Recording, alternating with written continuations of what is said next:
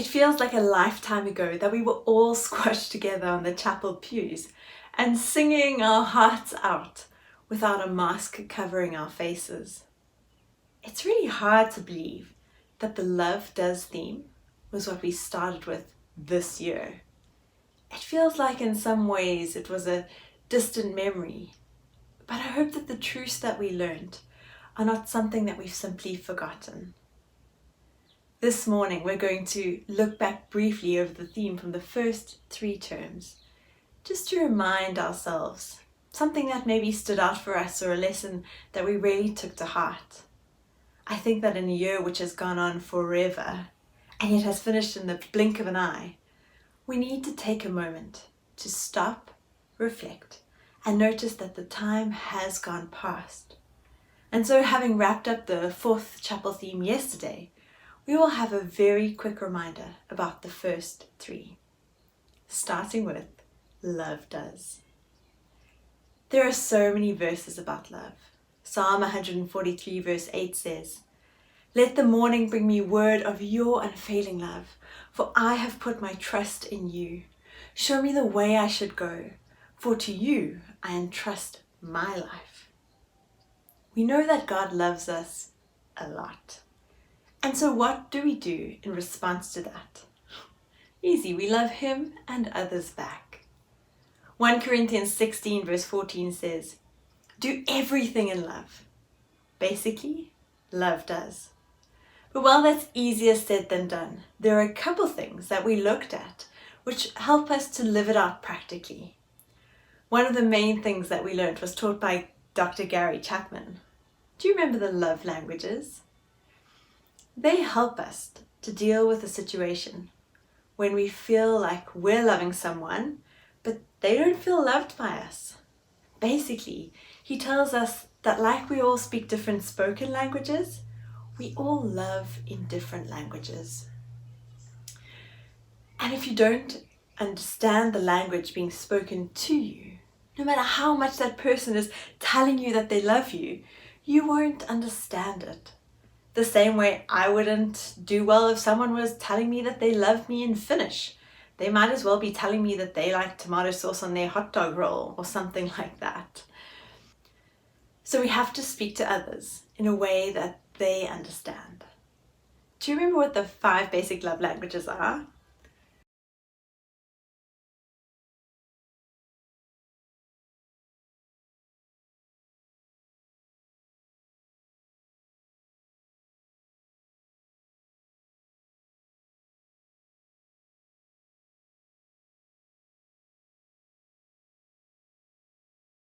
Did you get all of them? So we need to often love people intentionally, in a way that they understand, not the way that we feel like loving them. Remember that if you love someone, the focus should be not on you, but on them. And although this includes romantic partners, it's not limited to that, but includes friends, family, and anyone that we care about. And the other thing to bear in mind is that sometimes someone might be loving us, but just not expressing it in a way that makes sense to us or we're immediately aware of. So we need to be aware of how others might be loving us, and we haven't noticed it yet because we weren't listening out for that love language. Then we had the dream small theme in the 2nd term. As it says in Zechariah 4 verse 10, "Who dares despise the day of small things?" We heard from Liz Bohannon, who has built an exceptionally successful fashion brand that provides tertiary education for hundreds of girls and hundreds of more sustainable fair trade jobs for women in Africa. And all of that stems from her desire to make just one true friend. She had wanted to save the world and to change it, but she never actually did anything with such a big goal because it just felt like too much.